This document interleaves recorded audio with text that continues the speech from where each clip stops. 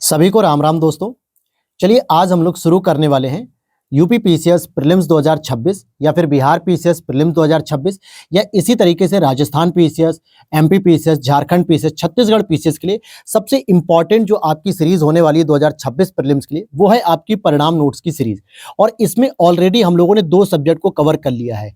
एक आपका Indian geography की सब्जेक्ट को कवर कर ली गई है पूरी क्लास, और दूसरी आपकी इंडियन पॉलिटी की। ठीक है, पॉलिटी में टोटल 17 लेक्चर हुए हैं और ज्योग्राफी में टोटल 16 लेक्चर। ये दोनों सब्जेक्ट हमने हैंड रिटन नोट्स के माध्यम से क्लास में कंप्लीट कर लिया है। क्लास कहां पर मिलेगी? यूट्यूब पर जब आप जाओगे तो वहां प्लेलिस्ट में आपको एक प्लेलिस्ट का नाम मिलेगा, घटना चक्र शॉर्ट नोट्स 2026।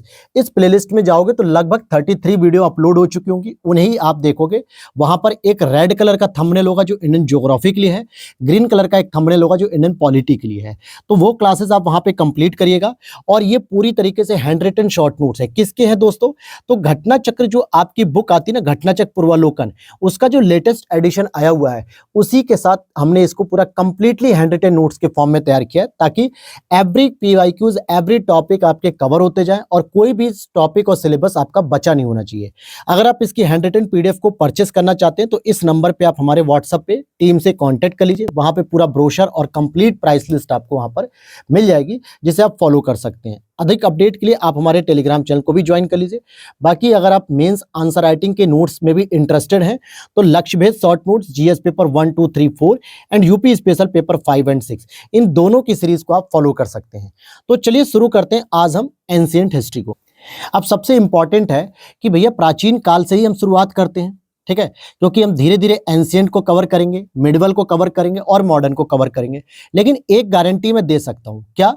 कि अगर आप एंशिएंट हिस्ट्री के इन नोट्स को बहुत अच्छे से तैयार कर लोगे ना, तो जो भी ऊट पटांग आपको क्वेश्चन देखने को मिलते हैं, चाहे वो मैच द कॉलम हो या फिर कोई बुक्स के बारे में हो या वो किसी धर्म के बारे में हो या कोई वो जो पुरातात्विक स्रोत होते हैं, वो इस बुक के अंतर्गत यानी इस सोर्स के अंतर्गत आपको जरूर देखने को मिल जाएगा, वो इससे बाहर नहीं जाएगा। तो एंशिएंट हिस्ट्री के लिए ये पर्याप्त हो जाएगा आप अगर ठीक से इसकी क्लास को कवर करते हो। सबसे पहले हम पाषाण काल के बारे में बात करेंगे। पाषाण काल में एक हमारे पुरातात्विकविद थे जिनका नाम है रॉबर्ट ब्रूसफुट। अगर इनके बारे में बात करें तो ये ब्रिटिश भूगर्भ वैज्ञानिक और पुरातत्वविद थे। क्या थे ये? भूगर्भ वैज्ञानिक तो थे ही थे, साथ ही साथ ये आर्कियोलॉजिस्ट भी थे, यानी पुरातत्वविदों के मतलब पुरातत्व जो सामग्रियां थी उनके अध्ययन में इंटरेस्टेड थे। साथ ही साथ जियोलॉजिकल सर्वे ऑफ इंडिया से संबंधित भी रह चुके हैं, ये उसमें पदाधिकारी के रूप में कार्य भी कर चुके हैं। और रॉबर्ट ब्रूसफुट ने ही 1863 में भारत में पाषाण कालीन बस्तियों के अन्वेषण की शुरुआत की। This is important. अब यहां से एक फैक्ट बन जाएगा कि क्या पाषाण काल के दौरान, क्योंकि पाषाण में एक पूरा पाषाण काल होता है जो जंगली जीवन जीते थे लोग, शिकारी जीवन जीते थे, एक मध्य पाषाण काल था और एक नव पाषाण काल था। लेकिन नव पाषाण काल में जैसे जैसे पशुपालन के साक्ष्य, कृषि के साक्ष्य मिलने लगे, स्थायी बस्तियों के साक्ष्य मिलने लगे, तो इन पाषाण कालों में जो बस्तियों की जो खोज की गई वो सबसे पहले रॉबर्ट ब्रूसफुट ने की थी, और यही स्टेटमेंट आपके एग्जाम में आ जाता है। ठीक है, तो ये प्रश्न ऐसे आते हैं। साथ ही साथ डेनमार्क के कोपेनहेगन संग्रहालय में एक आयोग की रिपोर्ट के अनुसार सामग्री के आधार पर पाषाण, कांस्य और लौह युग का त्रियुगी विभाजन जुगेर्जुस थॉमसन ने किया। ये जैसे हिस्ट्री के जो स्पेशलिस्ट जो सब्जेक्ट टीचर होते हैं वो कभी कभी उठा के रख देते हैं ऐसे प्रश्नों को, हालांकि ऐसे प्रश्नों के आने की संभावना बहुत कम रहती है। आगे देखते हैं एक और पॉइंट को। अलेक्जेंडर री, AH Longhurst, Robert Sewell, James Burgess और वॉल्टर इलियट, ये सभी पुरातत्वविद से संबंधित हैं। यानी अगर आपसे एक मैचिंग के लिए कह दे कि भैया इनमें से कौन एक व्यक्ति अलग है या कौन सा एक व्यक्ति ऐसा है जो पुरातत्वविद से संबंधित नहीं है या पुरातात्विक खनन से संबंधित नहीं है, तो एटलीस्ट आपको याद होना चाहिए ये अलेक्जेंडर रीड है। ठीक है, अलेक्जेंडर रीड हो गया, एएच लॉन्गहर्स्ट हो गया, Robert Sewell, James Burgess, Walter Elliot, साथ ही साथ आप इनको भी याद रख सकते हो, रॉबर्ट ब्रूसफुट। ये सभी के सभी क्या हैं? पुरातात्विक उत्खनन से संबंधित हैं। क्लियर? और मुख्य रूप से ये सभी दक्षिण भारत के क्षेत्र में ही ज्यादातर इनका काम रहा है। मुख्यतः इन लोगों का कि दक्षिण भारत में जो पाषाणिक सभ्यता थी, जो डेवलपमेंट हो रहे थे, उन पर ही इनका ज्यादा काम था। अच्छा, एक और चीज है कि मध्य पाषाण काल में जो पशुपालन के साक्ष्य मिलने शुरू हुए, वो कहाँ से मिले? जैसे आपको पता है कि नव पाषाण काल में सर हमको कृषि के साक्ष्य देखने को मिलते हैं, लेकिन जो मध्य पाषाण काल आ रहा था, यहाँ पर भी कुछ पशुपालन के साक्ष्य देखने को मिलने लगे। ये आदमगढ़ एमपी से और बागोर राजस्थान से प्राप्त हुए। अब आपसे प्रश्न पूछता है कि पशुपालन के सबसे पहले साक्ष्य कहाँ से मिले? तो आदमगढ़ एमपी भी होगा और बागोर राजस्थान, तो ये दोनों ही साक्ष्य में मध्य पाषाण काल से मिलते हैं। मध्य पाषाण कालीन मौदहा नाम की जो जगह है, जो स्पेशली आपके प्रतापगढ़ के रीजन में आती है, उत्तर प्रदेश के प्रतापगढ़ के रीजन में, यहाँ पे बड़ी मात्रा में हड्डी एवं सींग से निर्मित उपकरण प्राप्त हुए हैं। किसके किसके? हड्डी के और सींग से निर्मित उपकरण प्राप्त हुए हैं। अब देखो, हड्डी मनुष्य की भी हो सकती है, जानवर की भी हो सकती है, लेकिन सींग सामान्यतः मनुष्य की नहीं होती थी, जानवरों की होती थी। अर्थात ये कह सकते हो कि मौदहा से कहीं ना कहीं पशुपालन के साक्ष्य भी देखने को मिल रहे हैं। हालांकि सबसे पहले साक्ष्य तो आपको आदमगढ़ एमपी से और बागोर राजस्थान से मिल चुके हैं, लेकिन ये जो वर्ड आ रहे हैं, इनसे ये पता चल रहा है कि मौदहा से कहीं ना कहीं पशुपालन के साक्ष्य देखने को मिल रहे हैं। GR शर्मा जी का इसमें बहुत बड़ा योगदान रहा, इलाहाबाद के प्रोफेसर। इन्होंने मौदहा के 3 क्षेत्रों का उल्लेख किया है। इन्होंने कहा कि मौदहा में एक झील का क्षेत्र था, जहां पे झील के भी प्रमाण देखने को मिले। एक बूचड़ खाना का संकुल क्षेत्र था। बूचड़ खाना अर्थात जहां पे जानवरों वगैरह के जो पालन पोषण भी किया था, वहीं पर उनकी कटाई वगैरह भी होती है, जैसे आज हम शेल्टर होम कहते हैं एक तरीके से, ठीक है। तो बूचड़ खाना जिसे कहते हैं, जहां पे हड्डी और सींग से निर्मित उपकरण भी मिलते थे और आभूषण बड़े पैमाने पर प्राप्त हुए, यानी आभूषण भी यहाँ पे देखने को मिले, अर्थात मनुष्य का जीवन भी यहाँ देखने को मिला। और तीसरा जो क्षेत्र इन्होंने बताया, कब्रिस्तान का निवास क्षेत्र। तो ये तीनों ही प्रमाण RG शर्मा जी ने दिए कि झील क्षेत्र भी मिला, बूचड़ खाना भी मिला, कब्रिस्तान भी मिला। यही तीनों वर्ड डायरेक्ट आ जाते, बाकी डिटेल नहीं पूछी जाती कई बार। अब यहाँ पर अगला पॉइंट क्या कह रहा है आपसे? अगला पॉइंट आपको कह रहा है सराय नाहर से भी हड्डी के उपकरण ही मिले हैं। अब अगर आप लोगों ने पेपर 5 की मेरी मेंस की क्लास देखी होगी, तो मैंने वहां पे बहुत डिटेल से बताया कि किस तरीके से मौदहा हो गया, सराय नाहर हो गया, दमदमा हो गया, बेलन नदी घाटी का क्षेत्र हो गया, प्रयागराज हो गया, यहाँ से किस प्रकार के जो है कि अस्थि निर्मित देव मूर्ति मिली हुई है, पत्थरों के उपकरण मिले, ये सारी जानकारी मैंने पेपर 5 में डिस्कस की है मेंस की क्लास में। ठीक, तो सराय नाहर से भी हड्डी के उपकरण प्राप्त हो रहे हैं, क्योंकि सराय नाहर हो गया, दमदमा हो गया, मौदहा हो गया, ये सभी प्रतापगढ़ के आसपास के क्षेत्र हैं और जो एक ही के आसपास रहने वाले क्षेत्र लगते हैं। ठीक, अब यहाँ पर एक और जो है कि प्रश्न अभी हाल ही में पूछा गया था PCS के प्रीलिम्स में कि पश्चिम से पूर्व के क्रम में मध्य पाषाणिक स्थलों का क्रम बताओ। तो अगर आपको उन स्थल के संबंध में जो राज्यों की लोकेशन पता है, जिले की लोकेशन पता है, तो आप आराम से इस प्रश्न को कर लोगे। जैसे पूछा गया था मौदहा, जो यूपी के प्रतापगढ़ जिले में है, इमेजिन करो। लेखैया, जो कि प्रतापगढ़ से और पूरब के साइड में है, क्योंकि मिर्जापुर के बाद क्या धीरे धीरे आप बिहार बॉर्डर की तरफ एंट्री करोगे। तो मौदहा के यूपी मतलब प्रतापगढ़ जिले से हो गया। फिर लेखैया जो है वो मिर्जापुर से प्राप्त हुआ, पैसरा बिहार से प्राप्त हुआ और वीर भानपुर पश्चिम बंगाल से प्राप्त हुआ। तो इस तरीके से ये जो सभ्यता दिख रही थी पाषाणिक स्थल की, ये पश्चिम से पूर्व जा रही थी। अर्थात यहां पर आपको देखने को मिलता है अगर मौदहा, यहां देखने को मिलता है लेखैया, यहां देखने को मिलता है पैसरा और यहां देखने को मिलता है वीर भानपुर। तो वेस्ट टू ईस्ट की ये डायरेक्शन को फॉलो कर रही थी। यूपी के प्रतापगढ़ जिले में स्थित जो कौन कौन से शहर इंपॉर्टेंट है, जैसे सराय नाहर राय था, मौदहा था, दमदमा था, इन सभी का उत्खनन हुआ। अभी मैं आपको यही तो बता रहा था कि RG शर्मा जी के नेतृत्व में जो जो लोकेशन आई है, उनमें सराय नाहर राय, मौदहा, दमदमा, ये तीनों ही प्रतापगढ़ जिले में स्थित है और बेलन नदी घाटी के क्षेत्रों में इनको माना जाता है। दमदमा में कुल 41 मानव समाधान ज्ञात हुए। कितने हुए हैं? 41 मानव समाधान, यानी जो दफनाए जाने के प्रमाण हैं 41 मिले हैं और इनमें 5 समाधान तो युग्म समाधान है। तो ऐसा भी माना जा रहा है कि शायद ये पति और पत्नी के हों, यानी उनकी भी तो कोई शादी करने की पद्धति रही होगी, तो वहां पर ये माना जा सकता है कि पति और पत्नी दोनों के ये हों। अर्थात एक पति मर गया तो सती कर दिया गया जो है कि महिला को, ऐसा भी प्रमाण हो सकता है। और एक समाधान आपको 3 मानव कंकाल के एक साथ मिले, तो इसमें यह भी माना जा रहा है कि शायद इसमें इनके बच्चे भी हों या फिर कोई और भी व्यक्ति हो सकता है। जैसे अगर बहुपति प्रथा होगी तो 2 पति मर गए, या फिर बहुपत्नी प्रथा होगी तो एक पति मर गया और दोनों पत्नियों ने सती कर लिया। तो कुछ इस तरीके के भी लॉजिकल यहाँ पे प्रमाण मिल रहे हैं। तो आपसे क्या पूछेगा प्रश्न कि दमदमा नाम की जो पाषाणिक सभ्यता है, पाषाणिक साइट है, है ये उत्तर प्रदेश के किस जिले में स्थित है? और आपसे डायरेक्ट ये प्रश्न बन जाएगा। तो भैया दमदमा को हमने पढ़ा है प्रतापगढ़ जिले में, जहां से 41 मानव समाधान मिलते हैं, जिसमें 5 युग्म समाधान है और एक आपके 3 मानव कंकाल के हैं। बाकी सभी में एक एक कंकाल मिले हैं, बाकी सभी में एक एक कंकाल मिलते हैं। आगे देखते हैं यहाँ पे, खाद्यान्नों का उत्पादन सर्वप्रथम नवपाषाण काल में हुआ है और इसी काल में मनुष्य कृषि कर्म से परिचित हुआ। अब ये प्रश्न भी एक बनता है, जैसे अगर आपसे पूछेगा कि पशुपालन के साक्ष्य कब मिले, तो आप कह सकते हो कि सर मध्य काल में मिले थे हमें। कब मिले थे? मध्य पाषाणिक सभ्यता में हमें पशुपालन के साक्ष्य मिले। कहाँ से मिले हैं सर? तो हम कहेंगे सर आदमगढ़ से मिले हैं, जो कि एमपी के अंतर्गत है। दूसरा हमें बागोर से मिले हैं, जो राजस्थान के अंतर्गत है। लेकिन कहीं पर भी कृषि के साक्ष्य नहीं मिले, खाद्यान्न उत्पादन के साक्ष्य नहीं मिले। कब मिलने शुरू हुए? जैसे लहुरा देव से मिला, तो हम कह सकते हैं कि इनके जो प्रमाण मिले हैं वो नवपाषाण काल में मिले हैं। और पूरा पाषाण काल में तो कोई प्रमाण ऐसे मिले ही नहीं कि जहाँ पे युद्ध या शिकार, मतलब पाषाण या क्या कहेंगे उसे, पशुपालन या खाद्यान्न, इनके कोई प्रमाण नहीं मिले।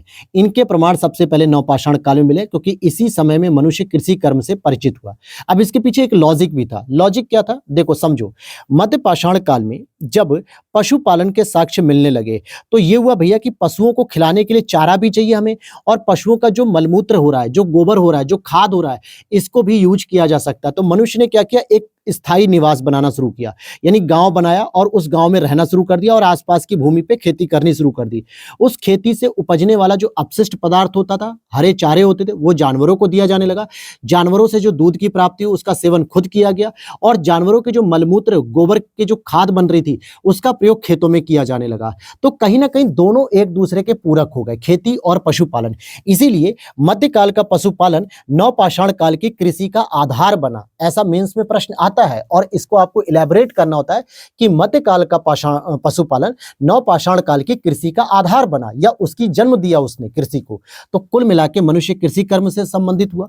और भारत में मानव का सर्वप्रथम साक्ष्य नर्मदा घाटी में अवस्थित हथनौरा यानी सिरोह एमपी से प्राप्त हुआ है। कहना चाह रहा है कि भारत में जो मानव की उपस्थिति सबसे पहले दर्ज की गई है, वो हथनौरा नाम की जो जगह है, सिरोह जिला एमपी के अंतर्गत।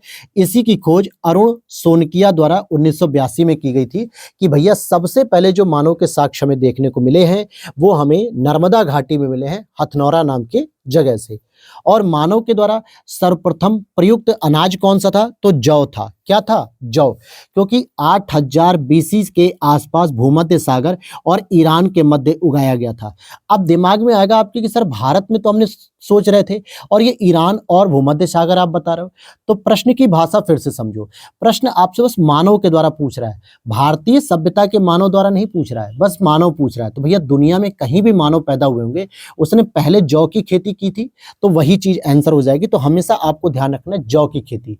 हड़प्पा सभ्यता के अनुसार नहीं चलना, हमें मानव के द्वारा जो खोजे गए नवीनतम खोजों के अनुसार अब जो नई नई खोजें की गई हैं, तो उसमें कहा गया है कि भारतीय उपमहाद्वीप में प्राचीनतम जो कृषि के साक्ष्य मिले हैं वो लहुरा देव से मिले हैं। यूपी के संत कबीर नगर जिले में लहुरा देव नाम की जो जगह है यहीं पर, और यहाँ से 9000 बीसी से लेकर 7000 बीसी के मध्य चावल के साक्ष्य प्राप्त हुए हैं। अब फिर से बात को समझो, मैं क्या कह रहा हूं कि जब अगर आपसे भारतीय उपमहाद्वीप के बारे में बात की जाएगी, जिसमें आपका भारत है, पाकिस्तान है, श्रीलंका है, बांग्लादेश है, नेपाल है, भूटान है, ये सभी भारतीय उपमहाद्वीप के क्षेत्र हैं। और यहाँ पर सबसे प्राचीनतम जो कृषि के साक्ष्य है वो लहुरा देव से प्राप्त हुए हैं। ये लहुरा देव आपके यूपी के संत कबीर नगर में है, जहां से 9000 से लेकर 7000 बीसी के मध्य चावल के साक्ष्य में देखने को मिलते हैं। फिर से देखते हैं, दोबारा स्टेटमेंट पढ़ते हैं। नवीनतम खोज के पूर्व, यानी जब तक ये नई खोज नहीं हुई थी ना लहुरा देव की, उससे पहले भारतीय उपमहाद्वीप का प्राचीनतम कृषि साक्ष्य वाला स्थल मेहरगढ़ को माना जाता था, जो पाकिस्तान के बलूचिस्तान में स्थित है। ठीक है, और यहां से 7000 ईसा पूर्व के गेहूं के साक्ष्य मिले थे। फिर से बात को समझो, प्रश्न की भाषा आपको कॉम्प्लिकेट कर सकती है, प्रश्न की भाषा आपके प्रश्नों को गलत करा सकती है। मैं फिर से बता रहा हूं कि जब तक नवीनतम खोज नहीं हुई थी ना, उससे पहले यह माना जाता था भारतीय उपमहाद्वीप में 7000 वर्ष पहले, यानी 7000 ईसा पूर्व पहले गेहूं के साक्ष्य में बलूचिस्तान मेहरगढ़ से प्राप्त हुए। लेकिन 7000 से भी पुराना हमें 9000 बीसी के आसपास हमें चावल के साक्ष्य मिलते हैं यूपी के संत कबीर नगर में लहुरा देव से, और ये नवीनतम खोज हो गई। इसके बाद इस खोज का कोई वजूद नहीं रह गया। लेकिन अगर फिर से आपसे एक प्रश्न बन जाए कि सर चावल के और भी तो कहीं साक्ष्य होंगे, तो प्राचीनतम चावल के साक्ष्य वाला जो स्थल है वो कोल्डियावा प्रयागराज जिले में बेलन नदी के तट पर स्थित है। और यहाँ से कोल्डियावा से भूसी के साक्ष्य मिले हैं। जो चावल की भूसी होती थी, जो धान की भूसी होती थी, उसके ही यहाँ पर हमें साक्ष्य देखने को मिले हैं। भारत में पशुपालन एवं कृषि के प्राचीनतम साक्ष्य कहाँ से मिले? मेहरगढ़ से मिले हैं। अब फिर से समझो, भारत में पशुपालन एवं कृषि के प्राचीनतम साक्ष्य कहाँ से मिले? मेहरगढ़ से मिले। उत्तर प्रदेश से प्राचीनतम प्राप्त कृषि अन्न कौन सा है? धान है, जौ नहीं। यानी उत्तर प्रदेश से जब भी देखो, लहुरा देव से भी चावल मिल रहे हैं, कोल्डियावा से भी भूसी के साक्ष्य मिल रहे हैं, तो भैया जौ तो यहाँ मिली ही नहीं है, यहाँ पे धान मिले हैं सबसे पहले। इसी तरीके से प्राचीनतम स्थायी जीवन के प्रमाण सर्वप्रथम बलूचिस्तान के कच्ची मैदान स्थित मेहरगढ़ से मिले हैं। अब सोचो, आपने कितने सारे प्रमाण पढ़ लिए कि सर कभी गेहूं का प्रमाण पढ़ा रहे हो, कभी जो है कि स्थायी निवास के पढ़ा रहे हो, कभी पशुपालन के पढ़ा रहे हो, कभी चावल के पढ़ा रहे हो। मेरे भाई ऐसे ही चीजें कॉन्फ्लिक्ट करती हैं। एंशिएंट हिस्ट्री का पार्ट ही ये सबसे इंपॉर्टेंट होता है कि आपसे प्रश्न घुमा घुमा के पूछता है एग्जामिनर।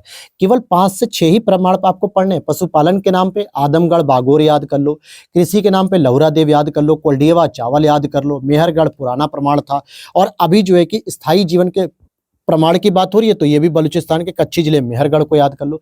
तो ये कुछ ही बस प्रमाण है, लेकिन बार बार आपको इस तरीके से घुमा घुमा के प्रश्न आता है कि आप कंफ्यूज हो जाते हो और प्रश्न को आराम से करने की जगह गलती कर देते हो जल्दीबाजी में। ताम्र पाषाण युग को चाल्कोलिथिक या कैल्कोलिथिक युग भी कहा जाता है। ताम्र पाषाण युग के बारे में जानते हो? जहां पर पाषाण सभ्यता जो है कि समाप्त हो रही थी, और साथ ही साथ ताम्र यानी कि ताम्र का जो है कि विकास हो रहा था, और इन दोनों को मिलाकर जो सभ्यता बनी वो ताम्र पाषाणिक सभ्यता बनती है। अर्थात कि जहां पे तांबे का भी देखने को प्रमाण मिल रहा था और पाषाण का भी देखने को मिला था, तो इसको चाल्कोलिथिक या कैल्कोलिथिक युग भी कहा जाता है। अब आ जाते हैं आहाड़ नाम की। देखो, ताम्र पाषाण काल में ना कई सारी ऐसी सभ्यताएं मिलती थी, जैसे कि आहाड़ संस्कृति उसमें सबसे इंपॉर्टेंट मानी जाती है। हालांकि ये है तो कृषिगत यानी कि ग्रामीण स्तर की है, लेकिन इसकी अवस्थिति की बात करें, सबसे पहला पॉइंट इसकी लोकेशन है दक्षिण पूर्वी राजस्थान में। तो राजस्थान ही एटलीस्ट आपको याद रहना चाहिए। जैसे दैमाबाद संस्कृति आएगी महाराष्ट्र के अंतर्गत, ठीक है, चनूदड़ो संस्कृति आएगी, झूकर झांकर संस्कृति आएगी, आहाड़ संस्कृति आएगी, बनास संस्कृति आएगी। ये सभी ग्रामीण संस्कृतियां थी, ग्रामीण थी, कोई नगरी संस्कृति नहीं थी। लेकिन इनकी लोकेशन किस राज्य में है वर्तमान में, ये प्रश्न बनता है। तो आहाड़ संस्कृति आपको ग्रामीण होने के साथ दक्षिण पूर्वी राजस्थान में देखने को मिलती है। आहाड़ या बनास संस्कृति उत्तर हड़प्पा संस्कृति के समकालीन है। यानी जब हड़प्पा काल समाप्त हो रहा था और उसके बाद जो आर्यों का आगमन हो रहा था, उसके बीच में जो 200-250 साल का गैप होता है ना, उसे उत्तर पोस्ट हड़प्पन सिविलाइजेशन कहते हैं। पोस्ट हड़प्पाई सिविलाइजेशन मतलब हड़प्पा काल खत्म हो रहा है और आर्यों का आगमन हो रहा है, उसके बीच में जो 200-250 साल का गैप होता है, वहां पर ही आपको इस तरीके की हड़प्पा के बाद आने वाली जो ग्रामीण सभ्यता थी, इनका विकास देखने को मिलता है, जिसमें आहाड़ संस्कृति या बनास संस्कृति कह सकते हो। ये लोग मुख्यतः कृषक थे और पशुपालक थे, यानी कि खेती किसानी करते थे और पशुओं को पालते थे। वे गेहूं, जौ और चावल से भी परिचित थे, क्योंकि जौ की ऑलरेडी खेती हो चुकी थी, गेहूं, जौ और चावल से परिचित थे। अन्य नाम इसका हम तांबवती भी कह सकते हैं। ऐसा क्यों? क्योंकि आहार से सबसे अधिक मात्रा में हमें तांबा मिलता था और तांबा यहाँ पर बहुतायत में उपलब्ध था, इसलिए इसको तांबवती भी कहा जाता था। तो यहाँ पर आपने देखा कि यहाँ के निवासी तांबे को गलाकर मनचाही वस्तुएं तैयार करते थे। सिंपल सी बात है, जैसे सोने के आभूषण बनते थे, वैसे जिस युग में तांबे की बहुतायत थी तो लोग तांबे के आभूषण बनाते थे गला गला के। और काले रंग और लाल रंग के मृदभांड की प्राप्ति, जिन पर सफेद रंग से आकृतियां उकेरी गई थी। अब ये जो मृदभांड होते ना, सामान्यतः इनको मिट्टी के बर्तन कहे जाते हैं। जैसे कोई खाना खाने का पात्र हो गया, कोई पानी भरने का पात्र हो गया, कोई जो है कि पेय पदार्थ पीने का पात्र हो गया, तो ये मृदभांड एक तरीके से मटके टाइप के होते थे, गोल गोल मटके। ये सामान्यतः काले और लाल रंगों के रंगे जाते थे और इनके ऊपर सफेद रंग की जो है कि आकृतियां बनी होती थी, चाहे वो पशुओं की आकृति हो, पशु पक्षियों की आकृति हो, पेड़ पौधों की आकृति हो, मनुष्यों की आकृति हो, देवताओं की आकृति हो, किसी की भी आकृति होती थी, वो सामान्यतः सफेद रंग में होती थी और पूरे का पूरा जो मृदभांड होता था वो काले और लाल रंग का होता था, जिसपे व्हाइट कलर का जो है कि कलर बहुत ही अच्छा उभर कर आता है। आज देख सकते हो, बहुत सारे एडवर्टाइजमेंट को देख सकते हो, पोस्टर बैनर को देख सकते हो, जहां काले रंग पे भी व्हाइट कलर अच्छा खिलता है और रेड कलर पे भी व्हाइट कलर अच्छा खिलता है। तो ये सोचो उनकी पहले से ही कितनी जो है कि उनके पास क्रिएटिविटी थी कि हाँ भैया कौन से कलर को बेहतर करना है। ठीक। तो ये आहार संस्कृति के बारे में आपने पढ़ा। बलूचिस्तान में स्थित पुरा स्थल मेहरगढ़ से पाषाण संस्कृति से लेकर हड़प्पा सभ्यता तक के सांस्कृतिक अवशेष प्राप्त हुए। This is important. क्या इंपॉर्टेंट है कि सर सबसे पहले तो पहाड़ पाषाण संस्कृति आई थी, फिर ताम्र पाषाण संस्कृति आई, ग्रामीण संस्कृति आई, उसके बाद हड़प्पा संस्कृति आती है ना। तो क्या हड़प्पा संस्कृति तक मेहरगढ़ में विकास होता रहा? बिल्कुल, यही वो कहना चाह रहा है कि मेहरगढ़ जो स्थल है, जो बलूचिस्तान में था, यहाँ पे पाषाणिक सभ्यता के तो प्रमाण मिले ही मिले थे, साथ ही साथ हड़प्पा सभ्यता तक के प्रमाण मिले हैं। इसका मतलब है कि ये काफी लंबी संस्कृति को इसने देखा है। नौदा टोली की बात करते हैं, जो कि मध्य प्रदेश के ताम्र पाषाणिक स्थलों के उत्खनन डेक्कन कॉलेज पूना के प्रोफेसर एच.डी. सांकलिया ने कराया था। तो एक प्रश्न ये बन सकता है कि जो नौदा टोली जो स्थल है, ये कहां पर है? तो मध्य प्रदेश में ताम्र पाषाणिक स्थल समित है। नवपाषाण युगीन दक्षिण भारत में शवों को दफनाने की परंपरा विद्यमान थी, जिसे बृहद पाषाण या मेगालिथ भी कहते थे। देखो, कई बार इसको जो है कि महापाषाण भी कहा जाता है। क्या कहा जाता है? महापाषाण भी कहा जाता है। अब इसमें क्या होता है, बहुत सारे बच्चे कंफ्यूज जाते हैं कि सर हमने पाषाण काल तो पढ़ा है, ये महापाषाण क्या था? पुरा पाषाण, नवपाषाण, मध्य पाषाण पढ़ा। महापाषाण का मतलब है यहाँ पर बड़े बड़े पत्थरों से जो है कि दफनाया जाता था, और उन बड़े पत्थरों को ही बृहद पाषाण या मेगालिथ या महापाषाण कहा जाता था। और ये परंपरा सामान्यतः में दक्षिण भारत के महाराष्ट्र वाले रीजन में ज्यादातर देखने को मिलती थी, और ये नवपाषाण के समय की परंपरा थी। नवपाषाण में कर्नाटक में मैसूर के पास बेल्लारी जनपद में स्थित संगनकल्लू नामक नवपाषाण कालीन पुरा स्थल से हमें राख के टीले प्राप्त हुए हैं। कहां से प्राप्त हुए? संगनकल्लू नामक नवपाषाण कालीन पुरा स्थल से राख के हमें टीले भी प्राप्त हुए हैं। फिर और आगे देखते हैं, एमपी के रायसेन जिले के अब्दुल्लागंज के समीप स्थित भीमबेटका प्रागैतिहासिक शैल चित्रकला का श्रेष्ठ उदाहरण है, क्योंकि रायसेन जिले के अंतर्गत ही भीमबेटका गुफा आती है, और ये मानव की सबसे पहली शैल चित्रकला का प्रमाण है। वो भी कब की? प्रागैतिहासिक, एक ऐसा इतिहास जिसके बारे में कोई हमें लिखित साक्ष्य नहीं पता, कोई हमें लिखित प्रमाण नहीं पता है। उस दौरान जो शैल चित्रकला होती थी, शैल मतलब पत्थरों पर जो चित्रकला उकेरी जाती थी, उन्हीं को शैल चित्रकला कहते हैं, और इसका सबसे उत्कृष्ट प्रमाण आपको भीमबेटका गुफा में देखने को मिलेगा। इसकी खोज 1957 में बी.एस. वाकड़कर साहब ने की थी, और यूनेस्को ने इसे विश्व विरासत स्थल के रूप में भी शामिल किया है। ये ह्यूमन क्रिएटिविटी का पहला प्रमाण है। साथ ही साथ 1957 में इसकी खोज बी.एस. वाकड़कर साहब ने की थी। और आ जाते हैं, गैरिक मृदभांड पात्र का नामकरण हुआ हस्तिनापुर गंगा यमुना दोआब की संस्कृति में, यानी उत्तर प्रदेश में मुख्य रूप से गैरिक मृदभांड के जो है कि पात्र मिलते थे। हस्तिनापुर की खुदाई 1950 से 52 के दौरान बीबी लाल जी के निर्देशन में की गई थी, और यही वो हस्तिनापुर का रीजन है जहां महाभारत की कहानी भी लिखी गई थी। नेक्स्ट देखेंगे, महाराष्ट्र की ताम्र पाषाण कालीन संस्कृति, जिसमें जोरवे संस्कृति के निवासा, दैमाबाद, चंदोली, इनाम गांव आदि पुरा स्थलों में मृतकों को उत्तर से दक्षिण दिशा में घरों के फर्श के नीचे दफनाए जाने के साक्ष्य मिले हैं। अब इस पूरे पैराग्राफ में, इस पूरी 5-6 लाइनों में जो 2-3 इंपॉर्टेंट चीजें वो क्या क्या है? सबसे पहले कि जोरवे संस्कृति का विकास कहां पर हुआ? महाराष्ट्र के ताम्रपाषाण कालीन संस्कृति के रूप में हुआ, महाराष्ट्र में हुआ। जोरवे संस्कृति में कौन कौन से प्रमुख नगर थे या प्रमुख जो क्षेत्र थे? नेवासा, दैमाबाद, चंदोली। ये चंदोली आपका बनारस के पास यूपी वाला नहीं, ये महाराष्ट्र का ही है, और इनाम गांव, ये सभी पुरास्थल से। तीसरी एक विशेषता ये भी हो सकती है कि ये एक ग्रामीण संस्कृति थी, कोई नगरीय सभ्यता नहीं थी, एक ग्रामीण संस्कृति थी। और यहाँ पर जो मृतकों को दफनाए जाने की जो डायरेक्शन होती थी वो उत्तर से दक्षिण होती थी। पेपर में पूछा जाता है ऐसा, ये डायरेक्ट फैक्ट है जिसका कोई लॉजिक नहीं है, लेकिन फिर भी इसको पूछा जाता है।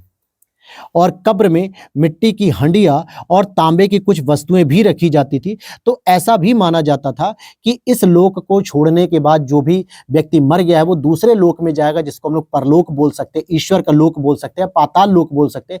वहां पर उसकी भौतिक वस्तुओं की आवश्यकता उसे पड़ेगी, इसीलिए उसकी हंडिया, तांबे की कुछ वस्तुएं उसके साथ जो वो यूज करता था रख दी जाती थी। तो ये अंधविश्वास का प्रमाण भी है कि वाकई एक दूसरा युग भी होगा, दूसरा लोक भी होगा जहां पर यह व्यक्ति जाएगा और वहां इसकी जरूरत पड़ेगी। तो अंधविश्वास के प्रमाण भी देखने को मिल रहे हैं। बुर्ज होम, जो कि जम्मू कश्मीर से नवपाषाणिक अवस्था में मानव कंकाल के साथ कुत्ते का कंकाल भी इस समाधान से प्राप्त हुआ है।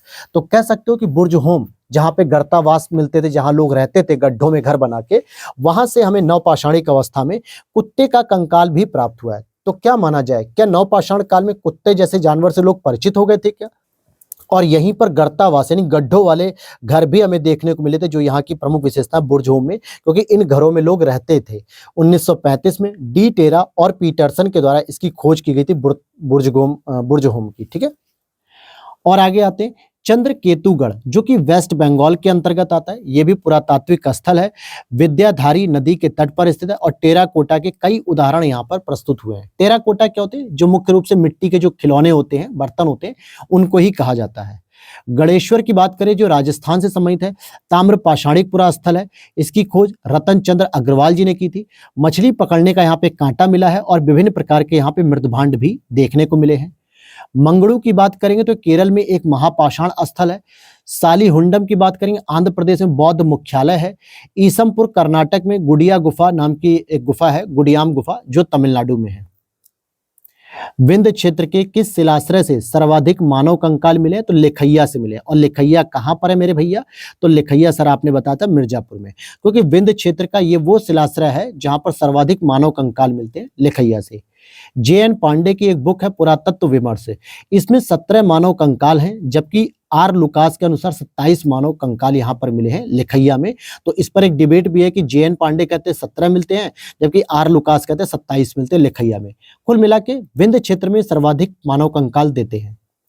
जी.आर. शर्मा ने सराय नाहर राय ने खुदाई के बाद अवधारणा दी कि नूतन भूतल काल के अंत में सूखे के कारण विंध्य क्षेत्र में भोजन की कमी के कारण लोगों ने गंगा घाटी क्षेत्र में प्रवास किया, क्योंकि आर.जी. शर्मा जी के द्वारा ही प्रतापगढ़ और इलाहाबाद के रीजन की खुदाई करवाई गई थी। भारतीय पुरातत्व सर्वेक्षण भारत सरकार के संस्कृति मंत्रालय के अधीन है। ये इंपॉर्टेंट है, मान लीजिए बेसिक नॉलेज के तौर पे आपको पता होना चाहिए कि जो आर्कियोलॉजिकल सर्वे ऑफ इंडिया है, ये संस्कृति मंत्रालय के अधीन काम करता है। और भारतीय पुरातत्व का जो जनक माना जाता है वो अलेक्जेंडर कनिंघम को माना जाता है, जो 1814 से 93 तक था। राष्ट्रीय मानव संग्रहालय न्यू दिल्ली इंदिरा गांधी राष्ट्रीय मानव संग्रहालय कर दिया गया इसका नाम, और एमपी में स्थित संस्कृति मंत्रालय के अधीन ये माना जाता है। अब आ जाते हैं यहाँ पे हम सैंधव सभ्यता के बारे में, जहां से प्रश्न आते हैं तो आपको भी प्रश्नों की जानकारी रहनी चाहिए। तो यहाँ पर सबसे पहले तो हमारा जो सबसे इंपॉर्टेंट फेवरेट प्रश्न आता है कि भैया जो वर्तमान में हम स्थलों को पढ़ रहे हैं, जो कि हड़प्पाई स्थल हैं, ये किस नदी के किनारे अवस्थित थे? ये सीधा सीधा मिलान करने के लिए आता है जी। तो इनको एक ही जगह पे याद करो। कालीबंगा की बात करेंगे, घग्गर नदी के तट पर है। रोपड़ की बात करेंगे, सतलज नदी के तट पर है। मांडा की बात करेंगे, चिनाब नदी के तट पर है। दैमाबाद की बात करेंगे, प्रवरा नदी के तट पर है। This is important. कई बार होता है बच्चे क्या करते हैं, दैमाबाद महाराष्ट्र में है और वहां पर एक ऑप्शन आ जाता है गोदावरी, ठीक है, और गोदावरी लगाते हैं, जो कि गलत हो जाता है, प्रवरा लगाना है आपको। आलमगीरपुर यूपी में हिंडन नदी के तट पे है। सुतकांगेडोर दास्क नदी के तट पर है। भगवानपुरा सरस्वती नदी के तट पर है। मोहनजोदड़ो सिंधु नदी के तट पर है। हड़प्पा रावी नदी के तट पर है। और लोथल भोगवा नदी के तट पर। This is important. क्यों इंपॉर्टेंट? क्योंकि लोथल में ही हमें डॉकयार्ड यानी बंदरगाह के प्रमाण मिलते हैं, जो कि भोगवा नदी की उपस्थिति के बारे में भी बताते हैं। तो इतनी चीजों को आपको याद कर लेना है कि कौन से स्थल किस नदी के किनारे, पहला पॉइंट। दूसरा, कुछ विद्वान हैं जो सिंधु सभ्यता के निर्माता किनको किनको मानते हैं। जैसे लक्ष्मण स्वरूप जी ने आर्यों को माना सिंधु सभ्यता के निर्माता के रूप में। राखल दास बनर्जी साहब ने द्रविड़ को माना है सिंधु सभ्यता के लिए। और गार्डन चाइल्ड और मार्टिमर व्हीलर ने सुमेरियन सभ्यता के लोगों को माना है। वहीं पे कुछ और भी विद्वान हैं जो इनके विनाश होने के बारे में बात करते हैं कि सिंधु सभ्यता का विनाश कैसे हुआ। सबके अलग अलग पॉइंट होते हैं। जैसे बाढ़ को जो रीजन माना गया वो मार्शल ने माना है, मैके ने माना है और एसआर राव ने माना है। अभी आपको लग रहा होगा सर ऐसे प्रश्न आते हैं क्या? जी बिल्कुल, घटना चक्र के ये नोट्स है ना, तो वहां पर जो भी राजस्थान के पेपर में पूछा गया या फिर आपके यूपी पीसीएस में पूछा गया, उत्तराखंड में पूछा गया, तो ऐसे कई बार प्रश्न पूछे जाते हैं। और ये ऊट पटांग प्रश्न है यार, किसने किसको माना ये कैसे पता चलेगा? बहुत सारे फैक्ट हो जाते हैं।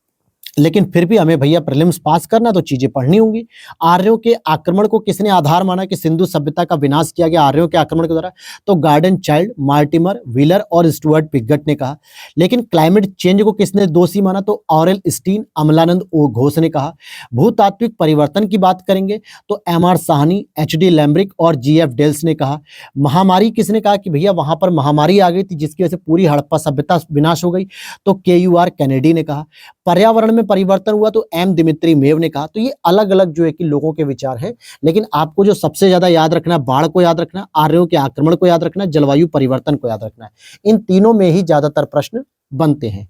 मानव समाज विलक्षण है क्योंकि वह मुख्यतः आश्रित होता है किस पर? अर्थव्यवस्था पर आश्रित होता है, इसलिए जो उसको कहा गया। हड़प्पा सभ्यता मिस्र और मेसोपोटामिया की प्राचीन सभ्यताओं के समकालिक थी, परंतु मिस्र की सभ्यता, मेसोपोटामिया की सभ्यता आज विलुप्त हो चुकी है। फिर भी हमारी हड़प्पा की जो सभ्यता है उसके कई सारे ऐसे प्रतीक हैं जो वर्तमान संस्कृति में भी गतिशील हैं और प्रासंगिक हैं। जैसे स्वास्तिक पूजा हमें हड़प्पा सभ्यता में देखने को मिलती है, मातृ पूजा हड़प्पा सभ्यता में मिलती है, प्रकृति पूजा हड़प्पा सभ्यता में मिलती है, चाहे उसमें नीम पीपल पेड़ों की पूजा की जा रही हो या फिर जानवरों को दूध पिलाया जा रहा हो।